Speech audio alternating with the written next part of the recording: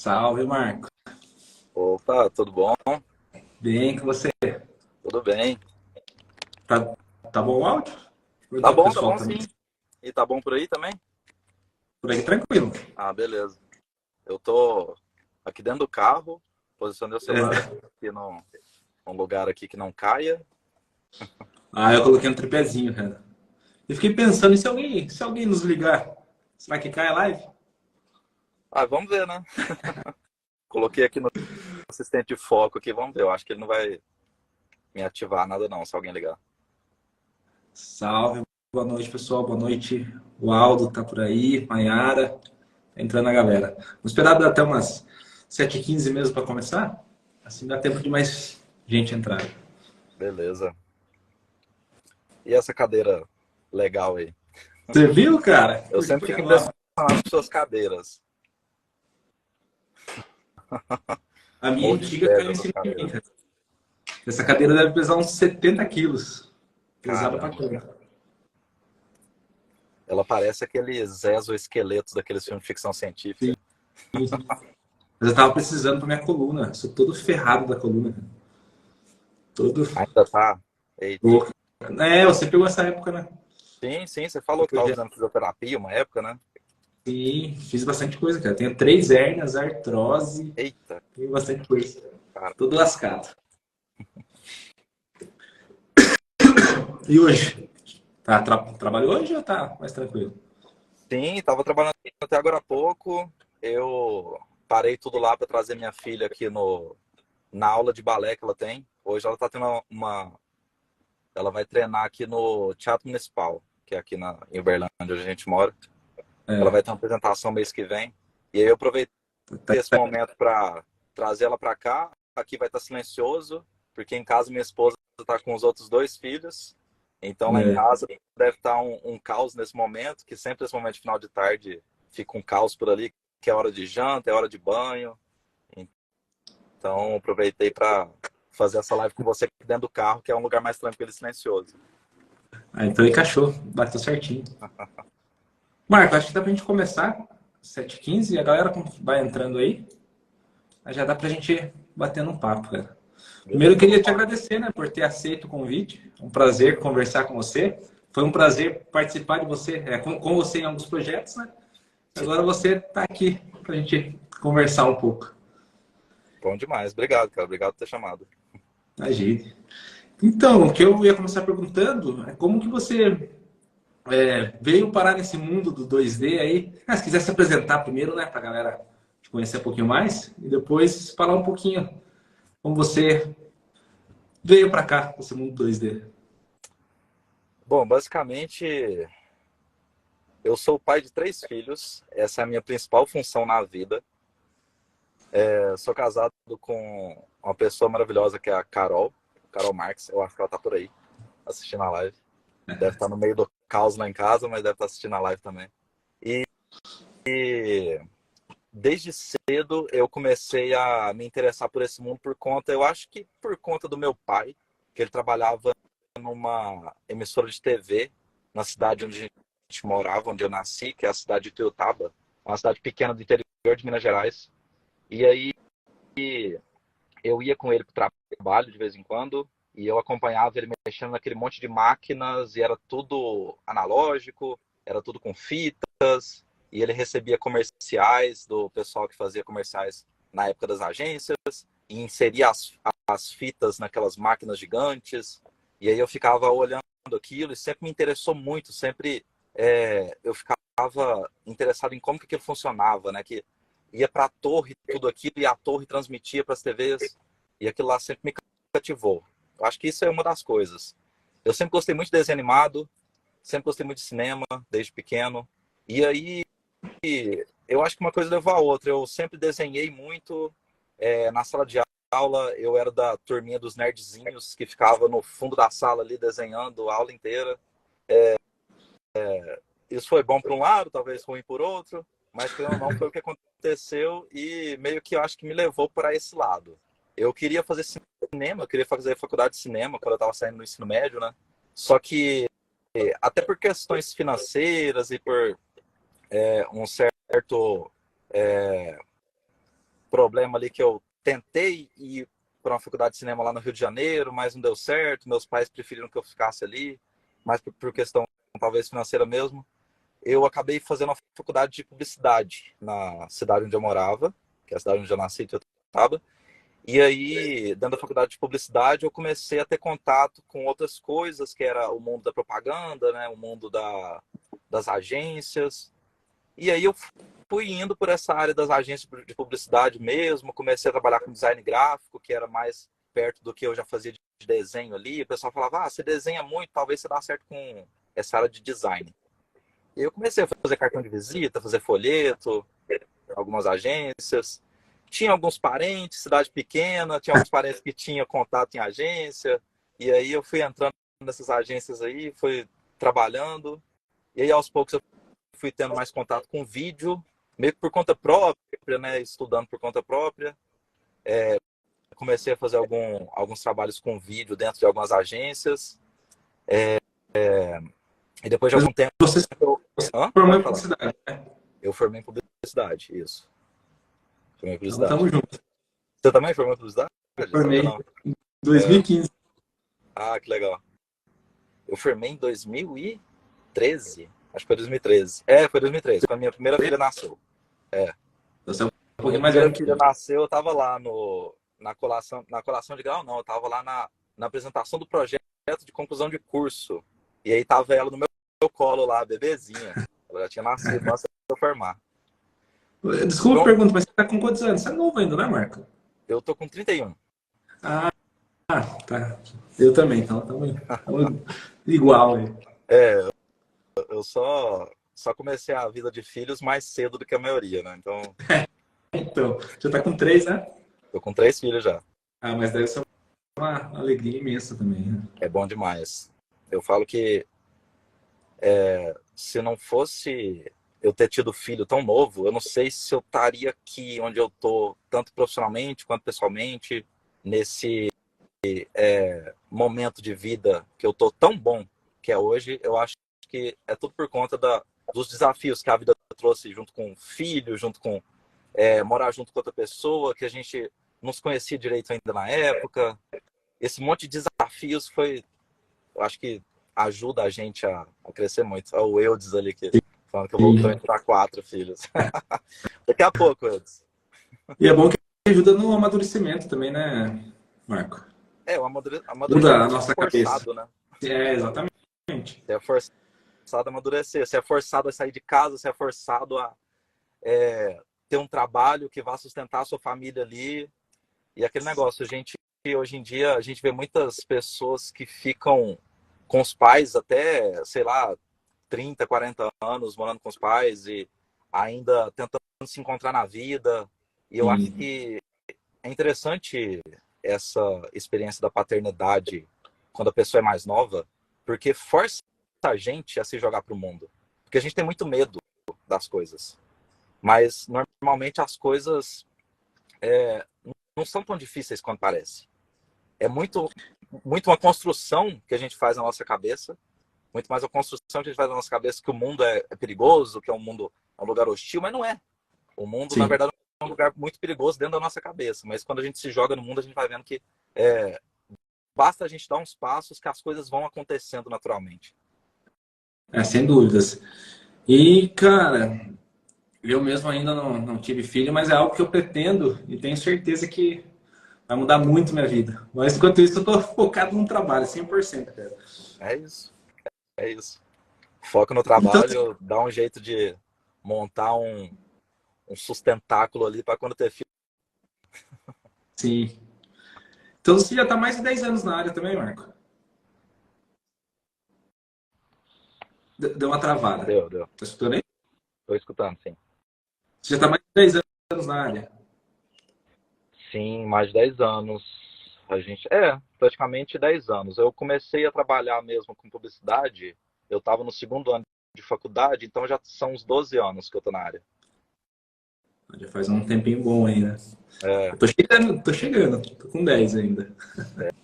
já é bom já. Marco, deixa eu te perguntar uma curiosidade. Como que você foi parar na Light Farm, cara? Cara, Eu fui para a Night Farm através de uma vaga de emprego, surgiu num grupo de vagas de emprego. Eu vi o Gus Rodrigues lá, publicando uma vaga. E aí eu entrei em contato com eles. Eu estava na época de freelancer total. Estava lançando o portfólio para tudo quanto é vaga que aparecia e pegava um monte de projeto ao mesmo tempo. E aí surgiu uma vaga lá. Conversei com o Gabo, o Gabriel Freire, que é o diretor de animação 2D full ali da Live Farm. Você conheceu o Gabo também, Conheci, né? cara. Trabalhei em 2 projetos com ele. E aí eu tive uma reunião com ele e interessante que nessa reunião com ele é argentino, né? Ele fala um portunhol. Eu tava tentando entender o que ele falava, mas ele falou assim, me fala alguns projetos que você já participou. Eu falei, eu trabalhei em Rick and Morty. E aí bastou. Ele era fã da série e começou a falar sobre Rick and Morty, falar um monte de teoria, e foi falando. Ele viu que eu entendi um pouquinho de animação ali, já bastou para eu ser contratado para um projeto. Trabalhei em um projeto, trabalhei em outro, e aí eles me fizeram uma proposta para entrar fixo ali na Light Farm. Eu estava, na época, trabalhando como freelancer, full freelancer, e na época eu estava com o meu terceiro filho, ele estava para nascer. Na verdade, eu acho que ele tinha nascido já. Ele tinha nascido.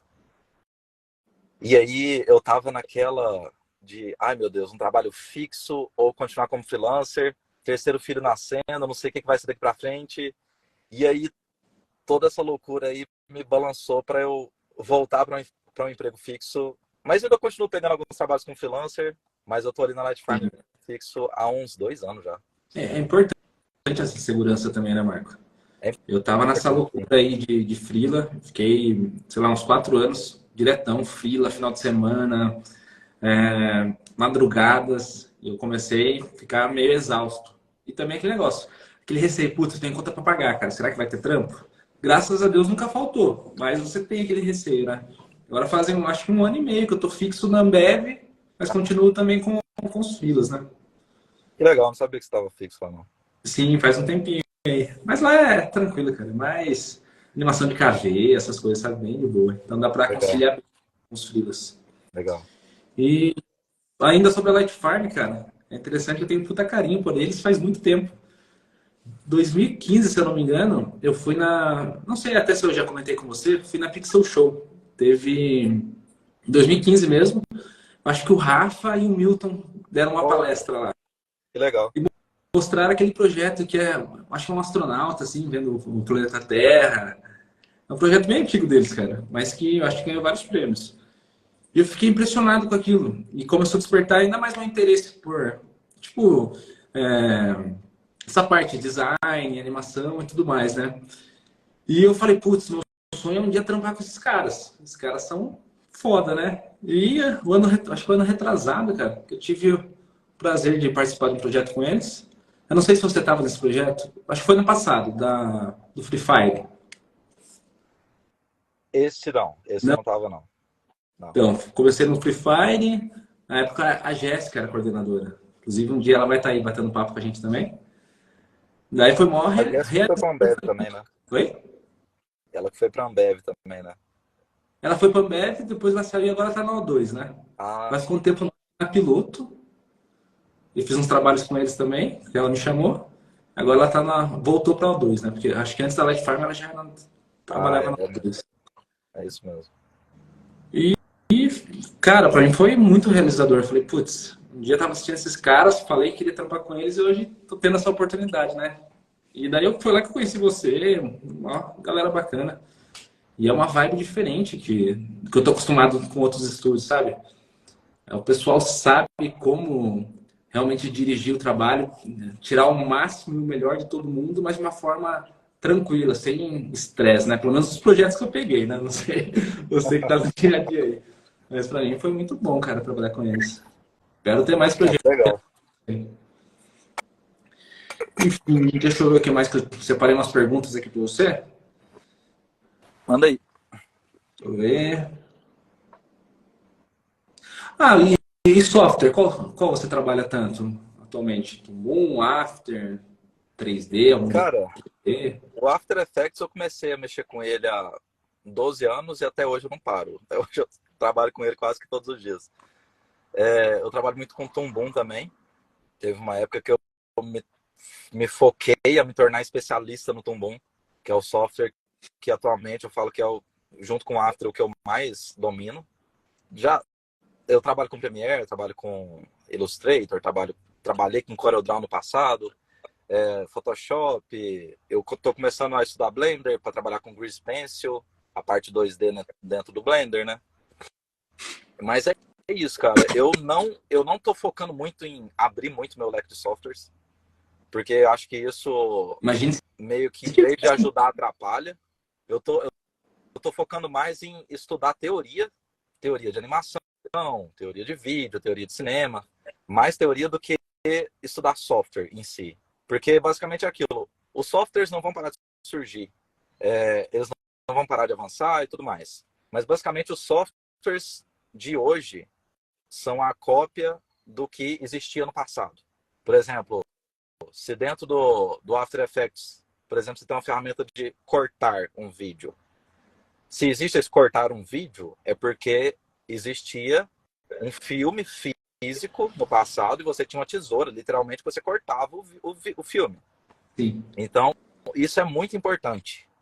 E isso eu vejo que muita gente que entra para trabalhar com a gente em algum projeto, muitos freelancers, até pessoal que está começando na área, que é contratado ali dentro, que tem um pouco menos de experiência, eu vejo que esse pessoal sabe muito de software. Mas isso é um problema em alguns pontos, porque ele não sabe por que aquilo existe e como utilizar aquilo da melhor forma possível. E ele só vai saber como utilizar aquilo da melhor forma possível, saber extrair o melhor da ferramenta que ele está usando, se ele souber de onde a ferramenta dele veio, de onde aquilo veio do analógico real. Então, eu acho que isso falta muito nos profissionais de motion design, nos profissionais de animação, nos profissionais de edição de vídeo, que o pessoal sabe muito de software, mas se você parar para pensar como que aquilo é construído e como que você tira o máximo de proveito daquilo, eles não sabem utilizar. Por exemplo, Então, uma coisa básica, eu vejo que muita gente de motion peca. Uma coisa basiquinha. FPS. Cara, é uma coisa muito básica. Qual FPS você está trabalhando no projeto?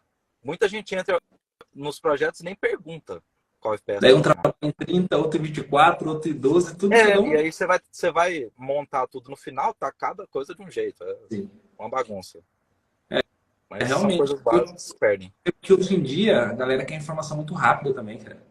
Parece que eles querem pular o processo. Sei lá, em um mês estudando, eles querem ser foda, entendeu?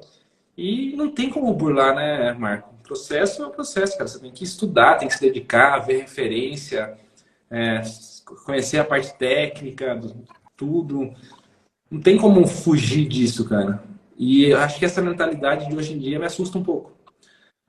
Eu vejo muitas pessoas talentosas, mas que querem informação muito rápido, cara. Se eu posto um vídeo, sei lá, de 10 minutos no YouTube, o cara quer que eu reduza para 1 minuto. Entendeu? Cara, infelizmente eu tenho adaptado alguns para isso, mas eu sei que Você tem que reduzir, mas a informação real vai estar no de 10, né? Exatamente, cara. Mas fazer o quê, né? A gente tem que ir dançando conforme a música também, né? Eu acho que eu peguei essa transição, acho que você também. Quando eu estava começando a estudar After Effects, estava começando a sair aqueles tutoriais em vídeo do Andrew Kramer. Eu não sei se você pegou os tutoriais dele. Peguei. Eu acho que ele foi o primeiro a fazer esses tutoriais de After Effects. E eu pegava o tutorial de After Effects, assistia todo, reproduzia tudo na minha máquina e ficava, meu Deus, que coisa incrível. E era realmente incrível. Até hoje, os projetos que ele fazia naquela época são incríveis. De vez em quando eu volto lá para assistir alguma coisa dele. Mas esses tutoriais em vídeo de poucos minutos, o dele era meia hora, né, cada tutorial. Hoje em dia, os tutoriais dele, o pessoal não tem nem paciência para assistir. Mas esses tutoriais em vídeo já estava deixando a gente preguiçoso. Porque o pessoal, antes de mim, era o pessoal que comprava o software e vinha junto com o software o livro do software. E esse pessoal tinha que ler o livro do software. Por exemplo, comprava o 3D Max, o Maya, vinha com livro. Comprava o After Effects, vinha com livro. E esse pessoal lia o livro para entender como funcionava. E aí eles entendiam entendiam toda a complexidade do software e entendiam, eles sabiam, para fazer aquele efeito que eles viam no cinema, por exemplo, eles sabiam onde ir para chegar naquele efeito. Por isso que o Andrew Kramer sabia fazer os efeitos. Mas a gente só assistia os vídeos dele. A gente só pegava as coisas mastigadas.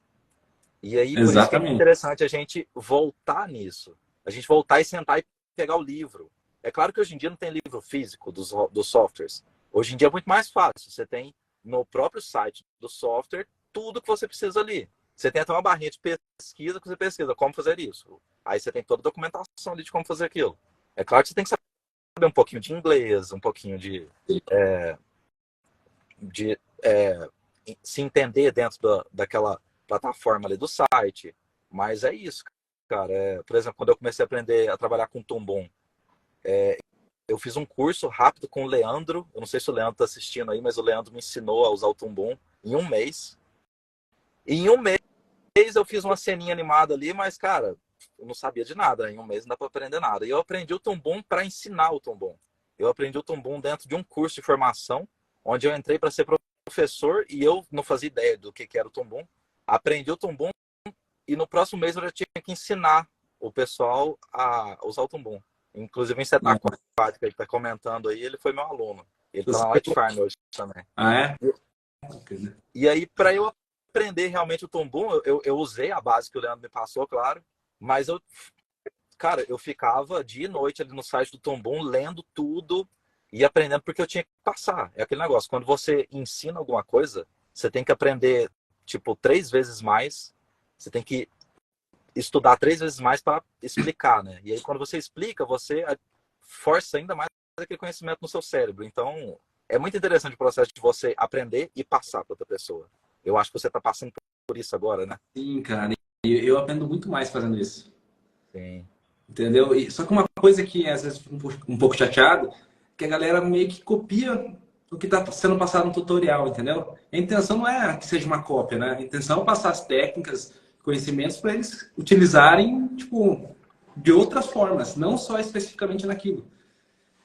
E eu tô tentando educar a galera nisso, cara. Entender que a ideia é aprender a técnica, mas utilizar de qualquer outra forma. Porque e se eu não liberar o projeto? Como que a pessoa faz, entendeu? Sim. Então, esse é um cuidado que todo mundo tem que ter. E deixa eu ver aqui, ó.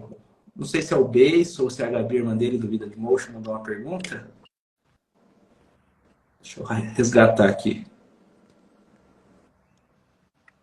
Que massa, o Beis, eu conheci ele. Eu conheci ele, mas eu nem sei se ele lembra de mim. Lembra sim, como chamava o evento? porque ele falou de você no começo do chat. Ah, ele falou? Que legal. Falou. A gente tomou uma cerveja num bar lá em São Paulo, num dia que eu fui num evento lá. Era o Anymotion. Foi a única vez que eu fui. Eu acho que foi a última vez que teve o evento também, depois veio a pandemia, veio aquela loucura. Eu tava lá, cara. Eu fui no último que teve também. Ah, você tava lá também? Fui. Que legal. O Beiço, eu fui aluno de uma turma de animação 2D. O professor era o Manuel Neto e o Feitosa. Se não me engano, em 2018, 2017. Eu fiz parte da segunda turma. Daí depois disso, eu fui mentor, cara. Eles me convidaram para dar mentoria. Eu peguei mais umas 5, 6 turmas. Fiquei 3 anos aí com o pessoal do Vida de Motion. E, tipo, aprendi muito com eles e abriu muito espaço para mim também no mercado. Então foi ótimo. E o Beiço, cara, não tem nem o que falar. O cara é muito da hora para trocar uma ideia. A irmã dele, a Gabi. Inclusive, eles vão estar aí também. Daqui uns dias lá tendo um papo. Os materiais que eles fazem são muito bons mesmo. Sim, pelo jeito eles estão de volta, cara. Eu vi umas postagens aí que estão voltando. O Beiço arrebentou de trabalhar para fora e agora vai descansar um pouquinho, né? Descansar entre aspas. Eu nem sabia que eles tinham parado. Cara, eu tô realmente alheio a muita coisa ultimamente. Eu venho focando muito em estudo, muito em os projetos que eu tô pegando, muito em família, e eu tô meio alheio a redes sociais, muita coisa que tá acontecendo, então nem tô acompanhando muito o pessoal que eles estão fazendo, não. Mas agora estão de volta aí. Legal. O que perguntou foi o seguinte: se lá na Light Farm são várias equipes fazendo vários filmes, ou todo mundo pega um pouco de tudo, cara? Cara, lá é basicamente assim.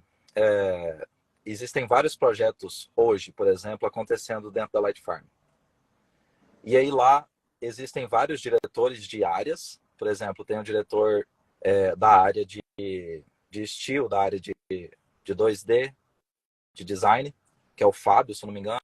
O Fábio tem outros gestores junto com ele, que é o Hamilton, o Miguel, o Lechar, e aí esse pessoal vai se subdividindo em cada um dos projetos que tem, com a supervisão do Fábio, por exemplo.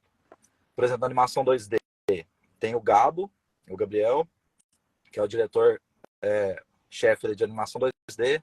Abaixo dele estou eu ali, coordenando os projetos, e aí o Gabo ele, dirige os projetos maiores, e aí quando ele precisa de ajuda minha, ele me chama, eu entro em algum projeto, ou quando é algum projeto um pouco menor, eu pego para tocar também. Igual aquele projeto da Netflix, que até hoje não saiu, que você entrou lá, de animação 2D. Eu estava dirigindo a parte de animação 2D e o Uno de Oliveira estava dirigindo o projeto geral, né? Sim. Então, tem muita gente hoje na Light Farm. A Light Farm cresceu de um jeito gigantesco que eu não esperava também nos últimos anos. Quando eu entrei, não acho que não tinha nem metade das pessoas que tem lá hoje. E a rotatividade de gente é muito grande, assim, de freelancers, né? O pessoal tem muito freelancer lá dentro da Light Farm. Sempre tem oportunidade para todo mundo que quer fazer um projeto ali dentro. Eu acho que sempre freelancers entrar ali e eles abriram agora também. Eu acho que já está na terceira turma do pessoal que faz. Eles estão com curso de formação interno de trainees. E muita gente está finalizando esse curso de formação e sendo contratado ali dentro também. Pessoal que está começando a carreira, que já tem ali um ligeiro portfólio, tem uma ligeira noção de alguma coisa, manda o portfólio para lá, o pessoal seleciona eles passam por um curso de formação, se não me engano, de 6 meses, eu acho. E aí, no meio disso, eles começam a participar de projetos pontuais. Assim, por exemplo, a gente tem hoje a Amanda e o Sávio, se eu não me engano, eles já finalizaram o curso de trainee, mas eles começaram a trabalhar com 2D VFX com a gente. E eles estão trabalhando em um projeto de Valorant agora. Já trabalharam em outro até a semana passada. Eles trabalharam no projeto de Free Fire. Então são projetos grandes que o pessoal pode... Eu acho que eles estão agora abrindo mais uma vaga, mais uma chamada para o pessoal trainee para entrar aí esse pessoal mais jovem lá. É bem legal. Já vão desenvolvendo o que eles estão aprendendo, né? Já vão aplicando nos projetos. Isso é legal pra caramba.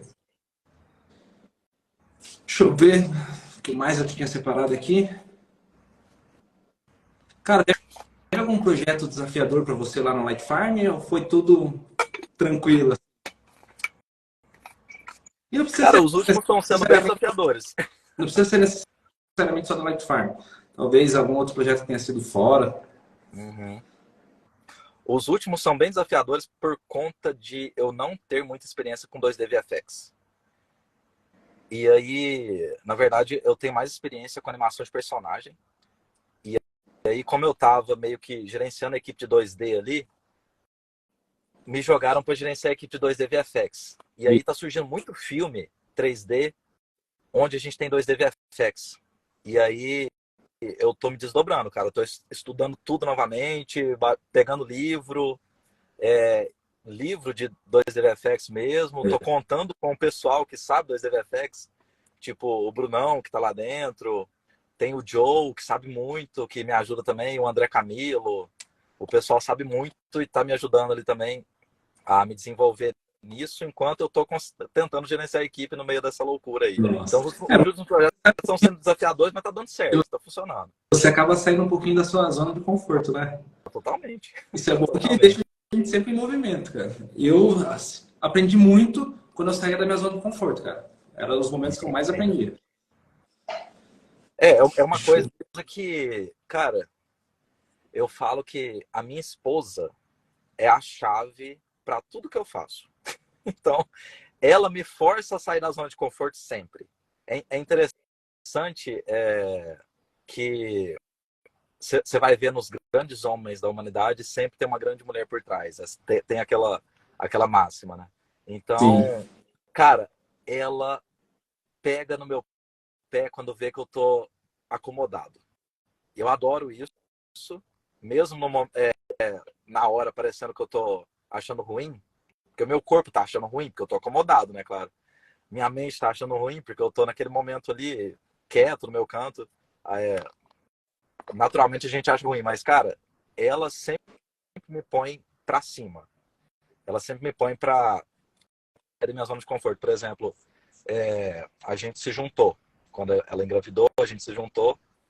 Foi uma saída total da zona de conforto. Eu tive que. Eu já trabalhava, né?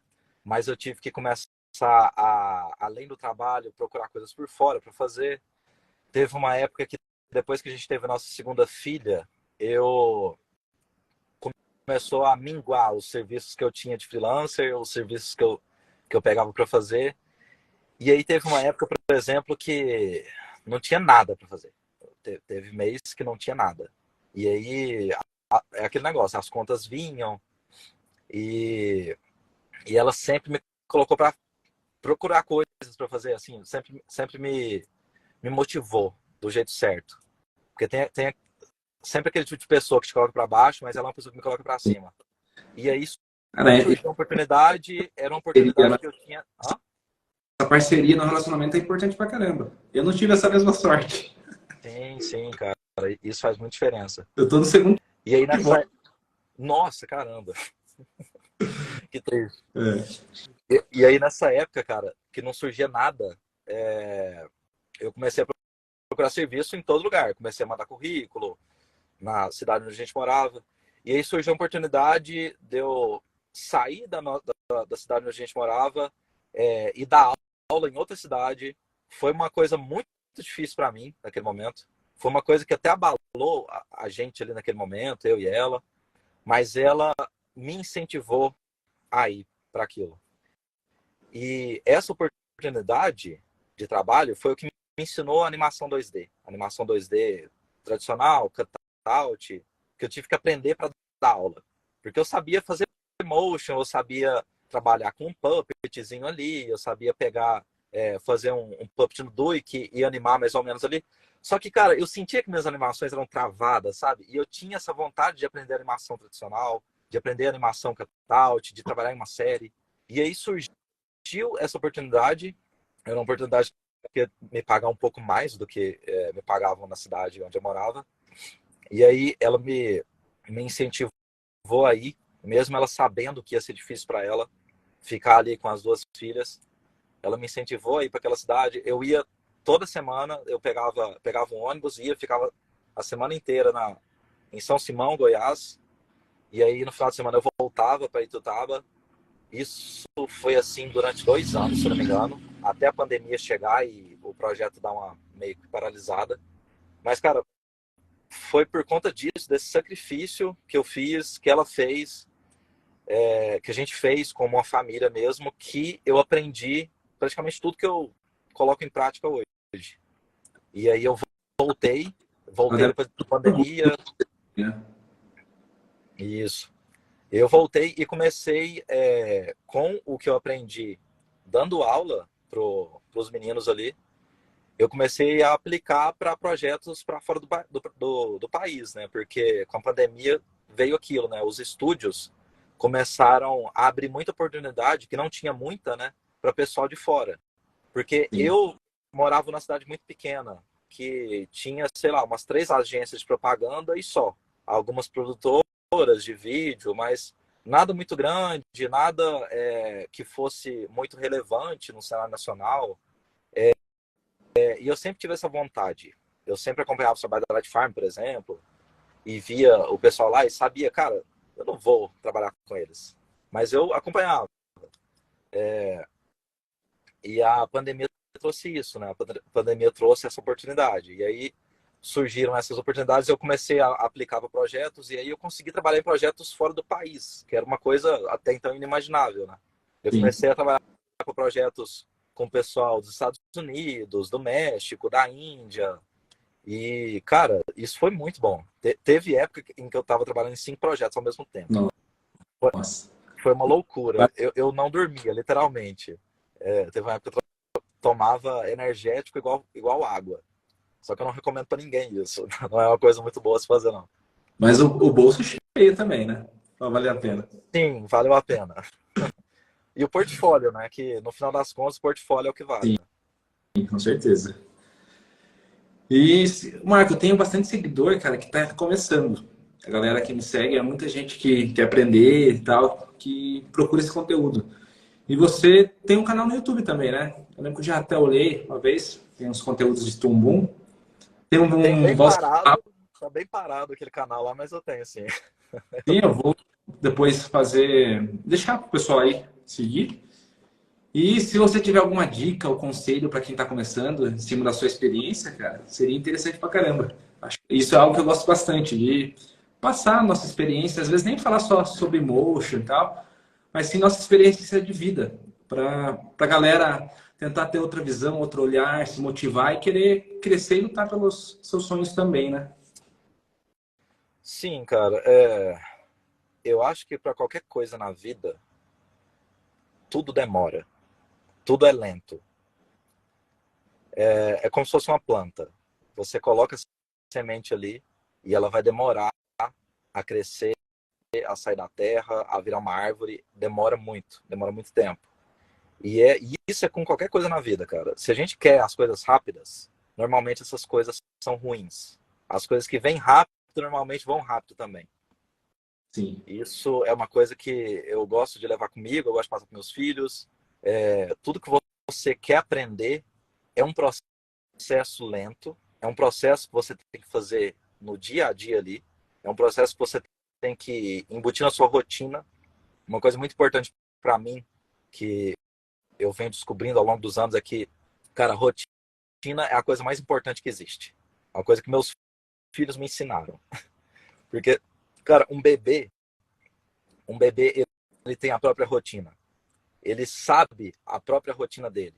O bebê, ele não sabe falar, ele não sabe se comunicar com a gente direito, mas ele tem a rotina dele. Se ele sai da rotina um pouquinho que for, cara, o dia dele tá acabado. E o dia sim, nosso também, porque a vida do bebê interfere totalmente na nossa. Então, se a gente não segue a rotina do bebê passo a passo, ele sente. Ele sente e ele demonstra pra gente da pior maneira possível, aos berros, não dorme, fica enjoado o dia inteiro, a gente fica tentando entender o que está acontecendo, mas, cara, é porque você tirou seu filho da rotina. Então, a rotina, até pra gente, quando a gente cresce, a gente sente. Quando você tá dentro de uma rotina de estudos, uma rotina de trabalho, uma rotina de acordar na hora certa e fazer um ritual ali, por exemplo, eu acordo normalmente, eu tento acordar quase todo dia às 4 horas da manhã, eu levanto, vou comer uma banana, tomo sei lá, ou uma água com limão, ou um gengibre em pó na água ali. E aí eu vou estudar, ou eu vou tocar algum projeto que está em andamento ali. E, cara, se eu não faço isso, se eu não levanto naquele dia, às 4 horas da manhã, eu sinto que meu dia não é a mesma coisa. sim. O início do dia é muito importante. É Então, para quem está importante. começando, cara, eu acho muito importante isso. Montar uma rotina de estudos. Montar uma rotina de exercícios. Cara, o exercício faz muita falta também. Alimentação. É muita coisa, né? Que é, é um bolo, né? É um Tem que bolo ter, que você vai plantando e fazendo aos poucos e vai te levar para algum lugar. tem que ter muita disciplina. Acho que às vezes as pessoas acabam pecando um pouco nessa disciplina. Ah, vou deixar para depois, ou amanhã eu faço, tal. E se quiser evoluir, se quiser conquistar alguma coisa da vida, você tem que correr atrás, se dedicar. Independente se está cansado, se está com preguiça, que nem você levanta às 4 da manhã e faz sua rotina, cara. Se Sim. dedica todo dia, não tem muito como fugir. A não ser que Não nessa tem rica, como fugir. A vida é assim, né? né? A vida é Exatamente. essa. A vida envolve sacrifício. E se você não está disposto a se sacrificar, cara, vai ser difícil a sua vida.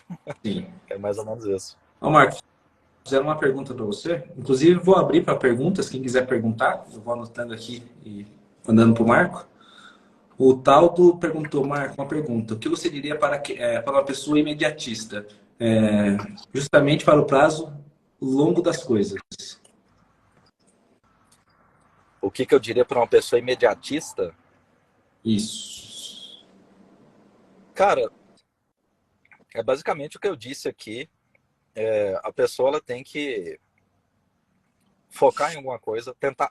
É aquele negócio. A gente. É igual a nossa visão. Quando a gente olha para as coisas, a gente vai ver um ponto focal. A gente tem sempre um ponto focal. Se eu tô olhando para você, eu tenho um ponto focal em você. Tem um monte de coisa aqui em volta que meu olho está enxergando. Mas a única coisa que eu percebo e que eu assimilo tá no meu ponto focal ali no meio. Se eu tenho um ponto focal ali, eu vou me focar naquilo ali. O importante é eu estar focado naquilo. Então, por exemplo, eu tenho um objetivo de ser motion designer. Se a gente for na nossa área aqui, né? Cara, foca naquilo 100%. Estuda tudo que for possível dentro do motion designer. Uma pessoa imediatista, basicamente, ela não vai conseguir nada na vida. É triste, mas é isso, cara. Uma pessoa imediatista não vai conseguir nada. É interessante você focar naquilo. É claro que você vai precisar ganhar o seu dinheiro no dia a dia ali. É interessante pegar uns tutoriais rápidos ali para resolver uma coisa que surgiu para você ali. Cara, é interessante. Resolveu ali, fez o seu dinheiro. Mas, cara, se você quiser construir uma carreira, você tem que manter aquele foco. Você tem que olhar para aquilo e manter aquele foco. Por exemplo, eu comecei trabalhando com propaganda. Comecei com design gráfico. O design gráfico me levou para produção de vídeo. Produção de vídeo me levou para o motion design. Motion design me levou para animação. Hoje eu estou coordenando a equipe de animadores. Meio que eu nunca saí desse foco. Meio que desde o início eu estou meio que no mesmo foco que é o desenho. Se for olhar pro macro assim da coisa, é o desenho e o cinema ali misturados com fotografia, que meio que tudo tá interligado. Então meio que eu tenho um foco e eu tô seguindo nesse foco. Não tem como a gente saber de tudo, não tem como a gente fazer de tudo na vida. Aquele negócio que você vai ser o que quiser é complicado. É complicado porque é mais fácil você falar para a pessoa, você vai ser o que a vida te levar para fazer, do que você vai ser o que quiser. Porque, por exemplo, eu tenho um foco. Cara, se eu quero do nada me tornar médico, cara, vai ser uma loucura a minha vida. Se eu colocar isso na minha cabeça, ou eu sou meio doido, ou eu sei lá, eu tenho muita vontade mesmo e eu vou largar tudo, cara, mas eu coloquei um foco na minha vida, eu sei que eu vou até o final nisso. Eu posso mudar minhas ideologias, meus conceitos sobre a vida, sobre tudo, sobre arte, mas, cara, eu vou continuar naquele foco. Eu vou até o fim naquele foco. É basicamente isso. Ser imediatista é uma coisa muito ruim. É uma coisa que meio que não vai te levar para nenhum lugar. É o que a gente já comentou sobre o processo, né? A pessoa quer pular o processo para aprender de uma vez ou entregar algo bacana de uma vez e não tem como, cara. Que nem você tá anos na profissão, eu tô anos na profissão. A gente não aprendeu da noite pro dia, né? E Então, mesmo assim a gente não aprendeu nada ainda, né? nada. Eu fico olhando, cara. É aquilo, a gente tem que se espelhar nos grandes mestres. Sim. Quando você tem um foco, que a gente falou de foco, procure sempre alguém que seja o melhor naquilo que você quer fazer. E pesquise tudo sobre essa pessoa. Como que ela chegou onde ela chegou, o que ela fez para estar ali. Eu olho muito pro Richard Williams. O Richard Williams, ele, cara, ele tava no fim da vida dele e ele tava aprendendo animação ainda. Ele tava... É interessante que durante o processo da carreira dele, ele já estava já com 30 anos de carreira e ele contratou animadores da Disney para dar aula para ele. O cara já com 30 anos de carreira. E aí ele Sim. percebeu ali que ele não sabia nada. Ele falou, eu percebi ali que eu não sabia nada de animação. Porque o cara que tava dando aula para ele era um cara de 80 anos, que fez animação desde os 15. E eram os Nine Old Men, né, lá da Disney. Então esses caras, eles... Tomar mais uma água aqui, velho. Eu acho que quanto mais a gente estuda, mais a gente percebe que a gente sabe muito pouco, né? Tem muito conhecimento, cara. Muita coisa. É um negócio sempre. Mas que não é perdido, com certeza, porque não tem preço o conhecimento que você tem, cara. Eu levo muito isso comigo. Ninguém vai tirar de você o que você aprendeu. Então não tem preço. É interessante a pessoa ter humildade, né? Quando ela vai aprender qualquer coisa, tem humildade. Nunca acho que você saiba tudo, porque nunca você vai saber tudo sobre alguma Sim. coisa. Eu também acho muito importante essa humildade, cara. Humildade de realmente escutar as pessoas, ver o que elas têm para falar. E lógico, se não for algo útil para você, descarta, só descarta. Mas se for, absorve, entendeu? Então, essa humildade de escutar as pessoas, eu acho que é muito importante. Para nossa evolução mesmo, né, Marco? Nem você É, falou, acho que sabe tudo, que é o fodão. eu acho até que tudo acrescenta. Mesmo que seja uma coisa que, sei lá, uma pessoa fez mal para você.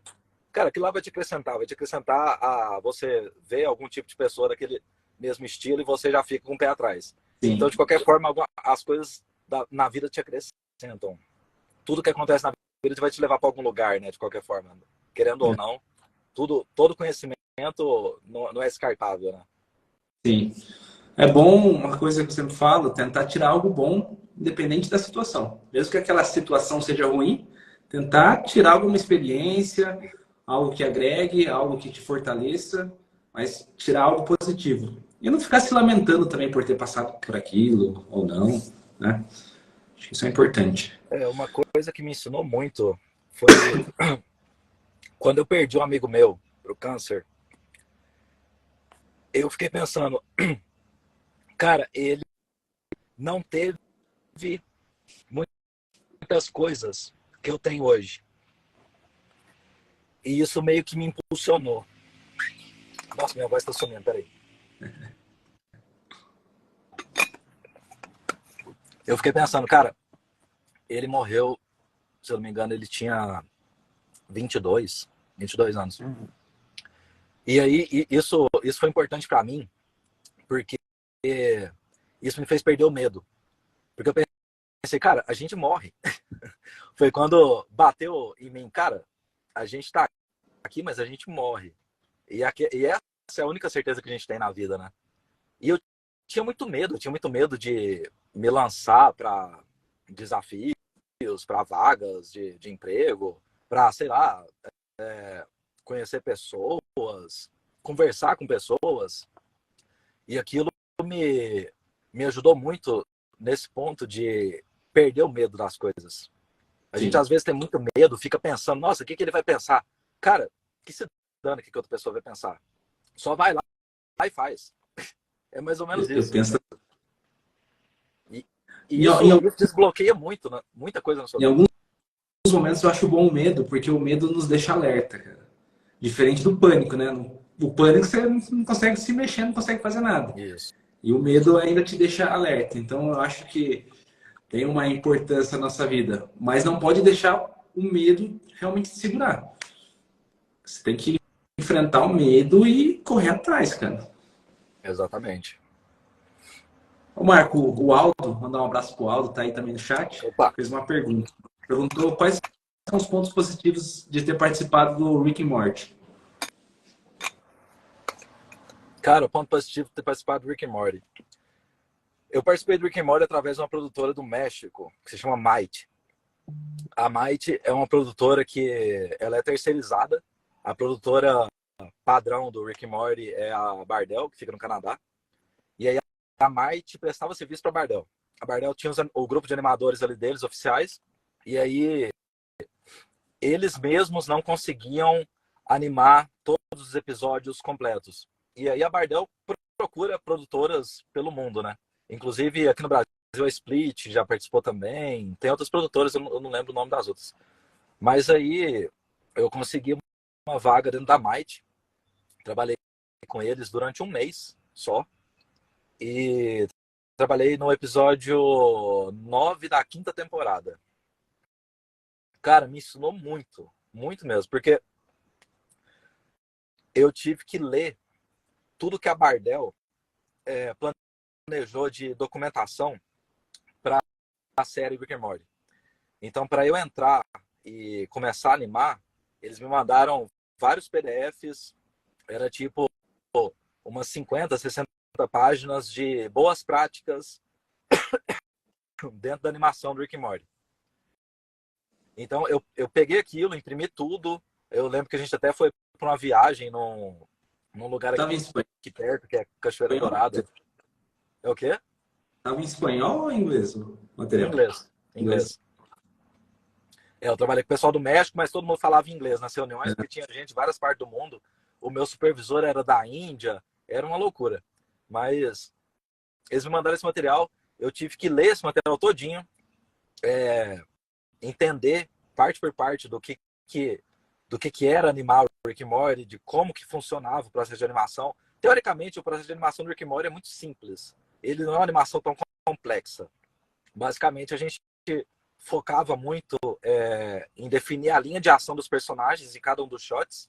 Assim que a gente tinha a linha de ação definida, a gente pegava o puppet, montava ali no design que a gente definia da linha de ação, e aí a gente começava a animar. Mas não era uma animação totalmente cut-out. A gente tinha um puppet ali para montar o personagem, aí depois a gente ia desenhando alguns frames para fazer a animação. Não, o Rick and Morty é animado no Toon. É Até feito tudo, perguntaram né? desse animado no After, né? Foi animado É no feito tudo no Toon. Tumbum e a composição vai pro after, finaliza no after. Composição After. After, né? É. Imaginei. É assim, é um processo, né? Vem primeiro o roteiro, depois o pessoal de arte, faz os cenários, faz os personagens, depois cai pro pessoal de rig, o pessoal pega o que o pessoal desenhou na arte, transforma aquilo tudo em vetor dentro do Toon, riga o personagem inteiro.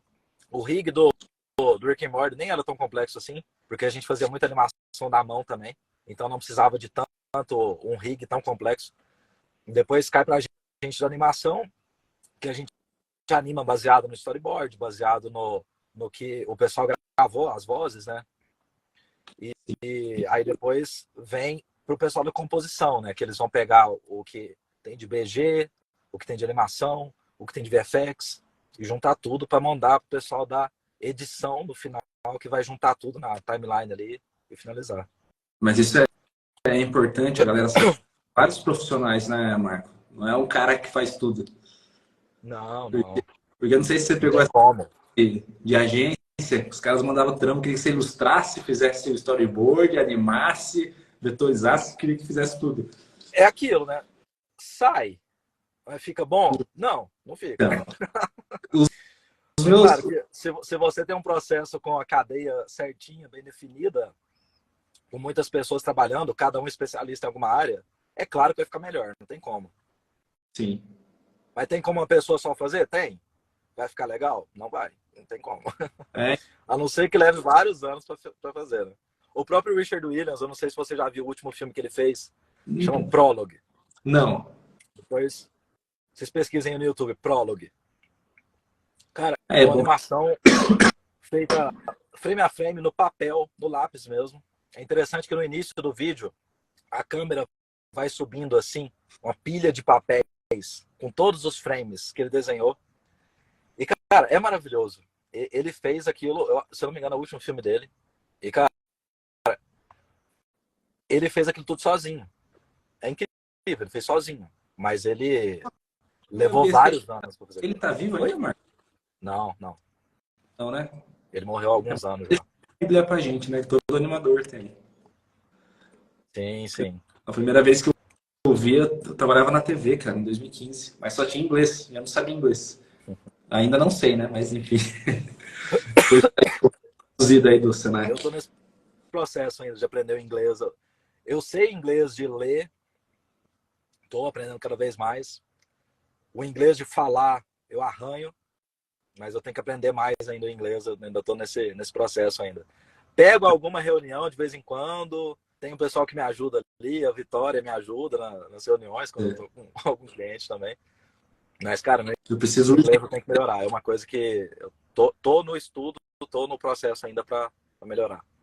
Preciso urgente, porque aparece trampo de fora, cara, e, tipo, me quebra.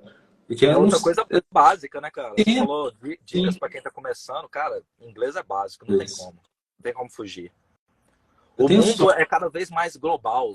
Você na internet tem acesso ao mundo inteiro. Produtoras procuram pessoas no Brasil porque, cara, a gente é mais barato e tem qualidade.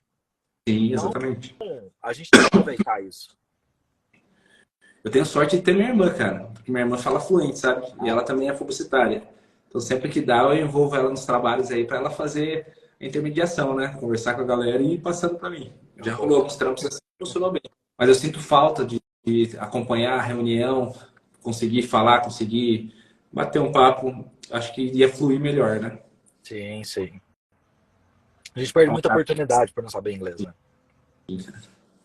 Ó, o cara mandou o Mário. Perdi um trampo na gringa por conta do inglês, que infelizmente não sabia, mas estou estudando. Importante, cara. Inglês hoje em dia, principalmente para quem quer trabalhar para fora, né? A nossa área permite isso. Trabalhar Sim. para o mundo todo. Então, inglês sem dúvida é fundamental aí. Cara, é aquilo. Para você começar a pegar trabalho fora do país, basicamente você precisa de um portfólio. Você não precisa de diploma, não precisa de ter passado por uma faculdade. A gente tem essa vantagem, essa área nossa. Montar um portfólio, Behance, ArtStation, o mundo inteiro tá ali. O Sim. mundo inteiro tá te olhando. É, e às E vezes a pessoa começar a não divulgar, cara. Mandar para pessoas, ir atrás de produtoras, mandar e-mail. Não ter então, medo. e tem gente que me fala, putz, mas eu montar um portfólio como se eu não tenho um cliente real? Faz um projeto pessoal, faz alguma coisa. É importante ter algo para apresentar, né? Porque se você chegar também sem nada, o cara fala, putz, como que eu vou contratar? Então faz um Sim, projeto sim. pessoal, faz alguma coisa. Tem até uma história interessante que eu trabalhava numa produtora. Foi a primeira vez que eu trabalhei full com motion. Antes eu trabalhava design gráfico e tudo mais, trabalhava com vídeo mais promocional, essas coisas. Mas eu trabalhei full motion nessa produtora. E aí rolou uma treta ali no final, eu saí da produtora e não me permitiram usar no meu portfólio tudo que eu fiz lá. E era Tô louco. muita coisa legal que eu tinha feito. E aí a minha raiva me motivou a montar um portfólio, portfólio ghost, né, que a gente chama, clientes fantasmas. Eu comecei a criar um monte de cliente, criei um monte de marca, eu tinha essas skills de design, né? Criei marcas, comecei a animar essas marcas e montei um portfólio de clientes falsos. Mas, cara, e daí? Tanto faz. Monta um portfólio com cliente falso, mas o que vale é o que você faz. Não importa se é a Coca-Cola real que te contratou ou se é a Coca-Cola fictícia que te contratou. Sim, Cara, o que vale é o que você faz. O que vale é tá bonito, a animação tá bem feita. O que vale é a composição tá legal ali. Quando a gente vai contratar alguém para alguma vaga, por exemplo, a gente precisa de alguém de motion para algum projeto, sei lá, de Valorant. E a gente precisa de alguém para animar as interfaces visuais que estão no filme de Valorant ali. Cara, se eu vou procurar alguém para encaixar em alguma vaga, eu não vou olhar se a pessoa trabalhou para qual cliente. Isso não importa. Eu vou olhar se a pessoa realmente fez aquilo e se ela realmente consegue fazer alguma coisa parecida com o que eu quero. Então, se você quer focar em, sei lá, interface de usuário para filmes, igual em Valorant tem várias interfaces de usuário que a gente faz animação. Eu até fiz algumas animações ali também no último filme. Então, cara, foca naquilo. Coloca um monte de coisa aqui no seu portfólio e começa a mandar para todo mundo. Uma hora vai chegar em alguém que vai estar precisando de você e alguém vai te chamar. Basicamente sim. é isso. Marco, tá chegando o seu horário, cara, não quero te atrasar. Então vamos já dar um abraço pra galera aí. Queria te agradecer de novo por ter topado participar desse bate-papo, né? Acho que agregou muito para todo mundo. Sua experiência aí, o que você falou da sua vida, da sua esposa. Ela deve estar assistindo aí, deve estar muito orgulhosa de você também, né? Então é isso, cara. Queria agradecer e agradecer a todos que estão assistindo também, que acompanharam. E se preparar para. Obrigado. quiser falar Eu alguma que coisa agradeço. para a gente finalizar. Cara, eu lembro que quando eu estava em um período sem trabalhos, eu comecei a pegar, acho que foi o Instagram na época mesmo, e comecei a mandar mensagem para um monte de gente que trabalhava na área que eu queria. Mandei mensagem para pessoal que trabalhava em São Paulo, que trabalhava em grandes produtoras, e esse pessoal, a maioria deles, sempre me falava, cara, seu trabalho tem um certo nível de qualidade, mas continua estudando, vai atrás, continua conversando com as pessoas, que uma hora vai surgir trabalho. Acabou que não surgiu nenhum trabalho com essas pessoas, mas eu conversar com aquelas pessoas naquele momento me fez muita diferença, porque eu estava num momento muito, muito ruim. Eu estava indo para minha segunda filha, eu estava no momento de sem dinheiro nenhum, a gente meio que eu e minha esposa, a gente se sustentava meio que com a comida que nossos familiares mandavam ali no final de semana. Durante a semana era umas moedinhas que a gente juntava e a gente comia pouco ali para sobrar para as crianças. Mas, cara, ter conversado com essas pessoas que estavam em outro nível já, trabalhando há muito mais tempo na área, me fez enxergar que era possível. Porque eu já estava meio que desistindo. Eu estava meio que desistindo da área, desistindo da área de animação, da área de motion. E porque eu pensava, cara, isso é meio que ilusão. É meio que, sei lá, eu moro numa cidade pequena do interior de Minas Gerais e por que eu tô pensando que eu vou trabalhar com motion, olhando para fora, né? Mas, cara, conversa com pessoas da área, chama o Thiago, me chama, sei lá, para trocar uma ideia. Talvez naquele momento ali a gente está no meio de um monte de projeto e não vai conseguir responder, mas uma hora a gente para te responder. Às vezes trocar uma ideia com alguém vai fazer reacender a luz que talvez esteja apagada aí na sua cabeça e te abra uma porta ali para te abra uma janela para você entrar e continuar no seu caminho ali. Tá aí a mensagem do sábio Marcão. Mas é isso, Marco. Obrigado mais uma vez, cara. E o pessoal já pediu parte 2, então a gente vai ter que marcar daqui a um tempo um outro bate-papo aí. Legal. Legal demais. Vamos lá. Vamos nessa. Fechou Obrigado então? você, cara. Obrigado pelo convite aí.